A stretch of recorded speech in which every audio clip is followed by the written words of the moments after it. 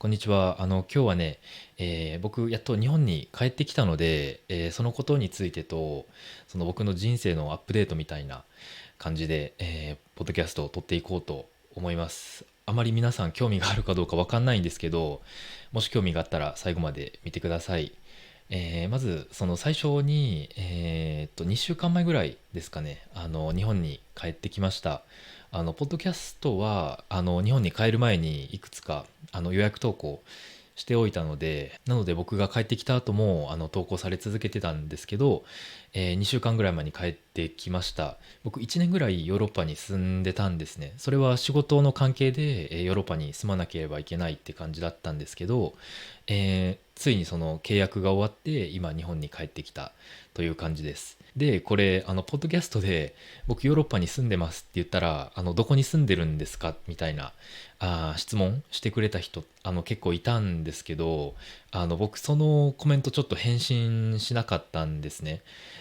その理由はちょっと話すと長くなるのでまた別のエピソードに移したいんですけど、とりあえず今はヨーロッパとだけ、言っておきます。で、仕事が終わって帰ってきました。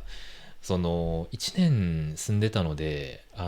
時差ボケがちょっとやばかったんですね。僕去年カナダに住んでたんですけど、そのカナダから日本に帰ってきた時はそんなに時差ボケがなかったんですよね。すぐに日本の時間に慣れて頭が痛いとか気分が悪いっていうのはあんまりなかったんですけど、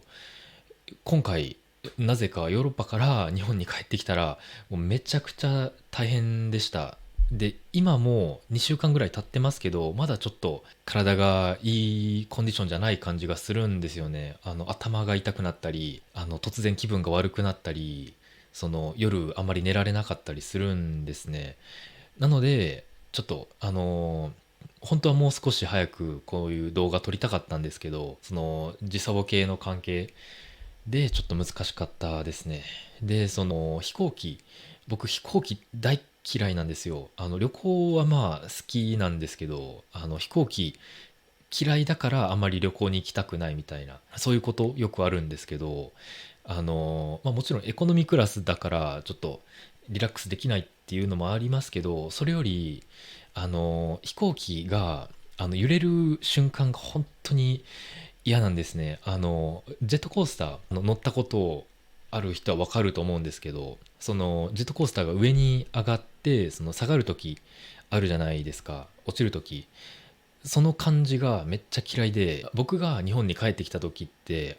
台風が日本に近づいてたんですね。それでちょっとその日本に近づくにつれて飛行機がちょっと不安定な感じ、乱気流に巻き込まれるみたいな感じになって、そんな感じでジェットコースターの落ちる感じがよくあったんですね、日本に近づくにつれて。で他のお客さん普通に静かな人、みんな静かだったんですけど、僕だけその乱気流のたびにうわーって声出ちゃうんですよね。もちろん静かにしたいし、迷惑かけたくないのでできるだけ我慢するんですけど、ちょっと強い乱気流とかあったらうわーって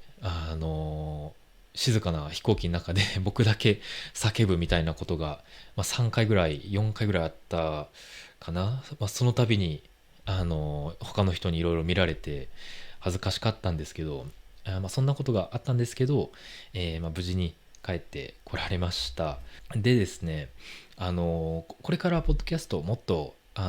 よくアップロードするようになると思います。っていうのも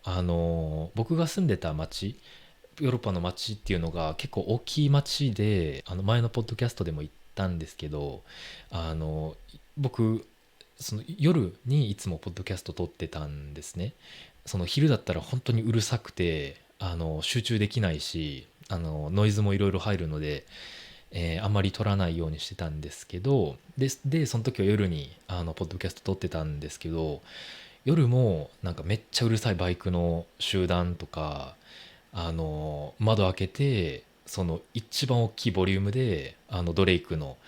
歌流しながら運転する車とか、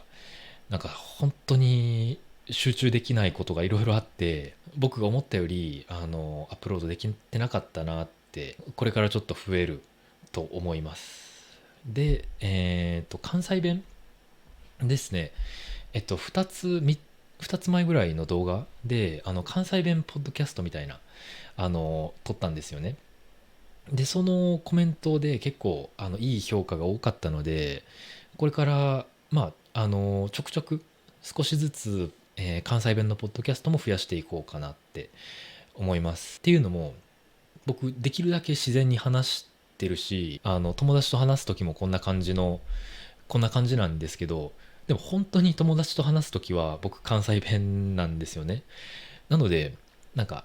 その標準語を話す時は、なんか標準語モードに入っちゃってるような感じもするので、もちろん自然に話そうとしてるんですけど、その友達と話すならやっぱり関西弁かなって思うので、そんな感じで関西弁のポッドキャストも、増えると思います。で、それからさっきちょっと言い忘れたんですけど、夜にもう、眩しい、ライトつけて、ポッドキャストを撮る必要がなくなったので、なのでこれからこの感じ、このセットアップで、顔を見せながら話すことも結構多くなると思います。いろんなことに挑戦しながら、皆さんからフィードバックもらって、もっといいコンテンツ作っていきたいなと思ってます。で、それから、2週間ぐらい、本当に時差ボケで、頭が特に痛くて、あんまり、そのインターネットとか使ってなかったんですね。僕 YouTube めっちゃ見るんですけど、この2週間は本当に外で歩いたりとか家族と話したりで、これ久しぶりにポッドキャスト撮ってるんですけど、僕があまりそのポッドキャストについてできなかったんですけど、もちろん時々 YouTube スタジオっていう皆さんからのコメントとか見れるそのアプリみたいなのがあって、でそういうところでいろんなコメントもらって、もちろんネガティブなコメントもあるんですけど、本当にほとんどはポジティブな温かいコメントばっかりで、ずっと見ながらニヤニヤしてましたね。なので、もし時間があったらでいいんですけど、コメントとかしてくれたら嬉しいです。そんな感じで、今日は僕が日本に帰ってきたってことと、人生のアップデートですね、についてお話しさせていただきました。